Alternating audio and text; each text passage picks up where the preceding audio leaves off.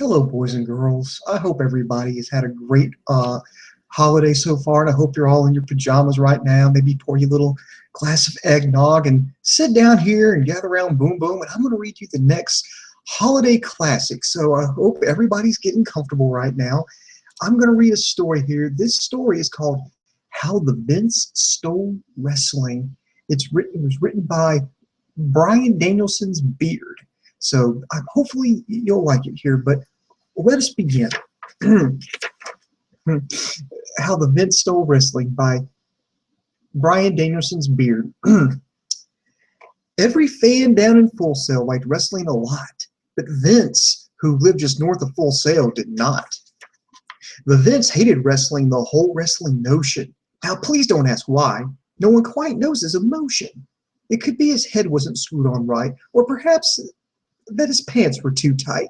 But I think that the most likely reason of all may have been that his heart was 2 sizes too small. Whatever his reason, his heart or his pants, he stood there in Stanford with a wide-legged stance, staring down from his office with a sour, Vincey frown, all the warm lighted windows below in their town. For he knew that every star down in NXTville below was busy now practicing each throw. And they're working their holds, he snarled with a sneer. Tomorrow's takeover, it's practically here. He growled with his Vince fingers nervously drumming. I must find a way to stop takeover from coming. For tomorrow he knew all the NXT girls and boys would wake bright and early, and they'd rise at the noise. And then, oh, the noise, oh, the noise, noise, noise, noise. If that's one thing he hated, the noise, noise, noise, noise. Then the stars, young and old, would show amazing feats. All those feats, all those feats, all those feats, feats, feats, feats. They'd show their feats on the apron and those rare fancy topes, to which was something Vince couldn't stand on display. And then they'd do something he liked least of all. Every star down in Full Sail, the tall and the small, would lift all the fans with voices all chanting. They'd stand hand in hand, and the fans would start singing, and they'd sing, and they'd sing, and they'd sing, sing, sing, sing. And the more Vince thought of all these horrid fans sing, the more that the Vince thought, I must stop this whole thing. Why, for a full 3 years I put up with it. Now I must stop this takeover coming, but how? Then he got an awful idea. The Vince got a wonderful, awful idea. I know just what to do. The Vince rocked on his toes, and he donned a gray suit and a big plastic nose. He chuckled and he clucked, what a great Vincey ploy. And with this suit and this nose, I'll look just like the boy. All I need is a shovel. The Vince looked around, but since shovels are scarce, there was none to be found. Did that stop the old Vincey? No, the Vince simply said, if I can't find a shovel, I'll make one instead. So he called his pal Dunn. Then he took a gray pen, and they began to color till they were coated, and then he loaded some books, especially the big red one, into the limo, which he grabbed the stiff Dunn, and then Vince said, giddy up, and the limo started down towards Full Sail, where the stars were busy out in the town. The performance center was dark. Quiet snow filled the air. And all the stars were dreaming sweet dreams of the showcase when he came to this first little room deep in this place.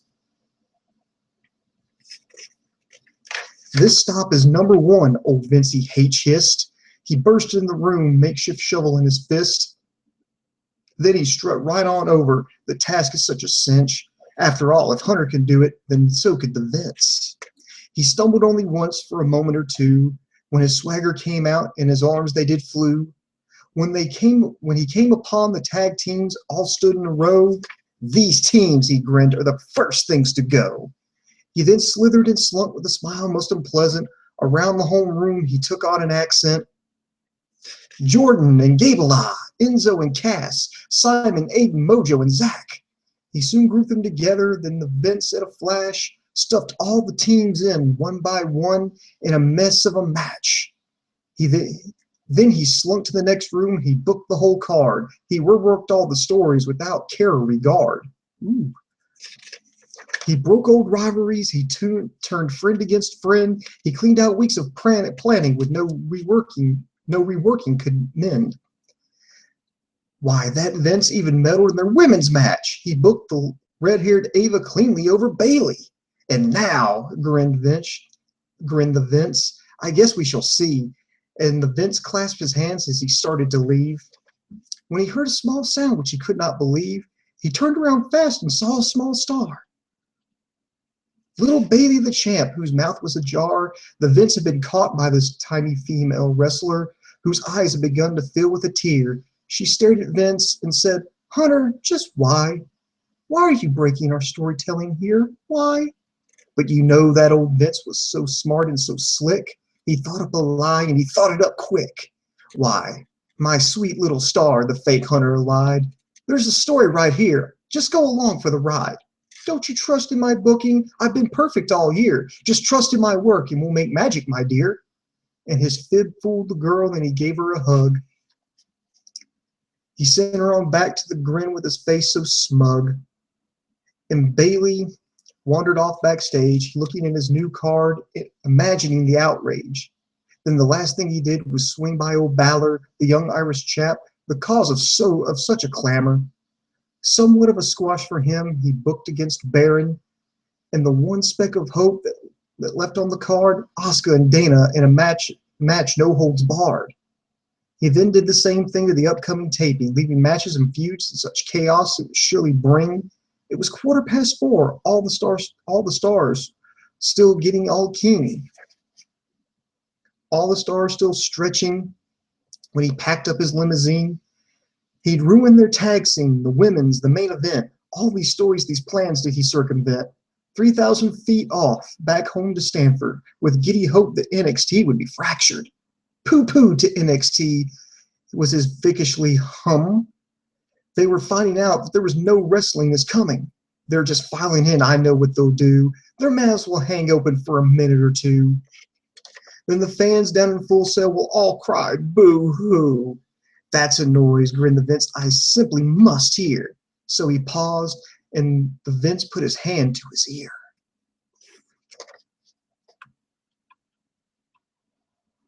And then he did hear a sound rising over the show. It started in low, then it started to grow. But the sound wasn't sad. This sound sounded merry. But it couldn't be so. But it was merry, very. He stared down on the network. The Vince popped his eyes. He then shook. What he saw was a shocking surprise. Every fan down in Full Sail, the tall and the small, was singing without any stories at all. He hadn't stopped wrestling from coming. It came.